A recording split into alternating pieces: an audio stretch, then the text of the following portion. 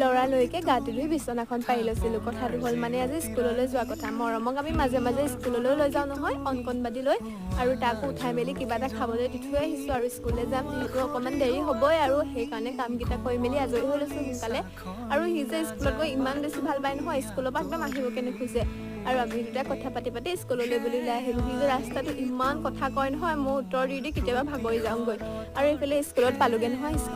স্কুলত পাই চাকচোন সি কালাৰবোৰ ছাৰজনে সুধিছে সি ধুনীয়াকৈ কালাৰ নামবোৰ কৈ আছে আৰু এইফালে স্কুলত মিটিং আছিল আৰু আমাৰ মিটিং কৰা মেলিও হৈ গ'ল আৰু আমি দুটা ওলালোঁ ঘৰ মোৱা হ'লোঁ আৰু এইফালে ঘৰলৈ আহোঁতে স্কুলৰ পৰা আহিবকে নোখোজে এইফালে পাত এখন লৈ আহিছে আৰু সি ধুনীয়াকৈ শুই গ'ল আৰু হাঁহ পাই তাক চাহ লাগে আৰু ৰাতিৰ বাবে মায়ে ডিম আলু বইল কৰি আছিলে দিয়ক বোলো মই গুচাই দিওঁ ডিমবোৰ যে গুচাবলৈ ইমান দিগদাৰ নহয় সেইকাৰণে গ্লাছ এটা লৈ জোকাই দিলে পটাপট বাকলিটো গুচ খাই যায় আৰু এইফালে মানুহজনে মই লেকচাৰ মৰাত পুৰা একদম ব্যস্ত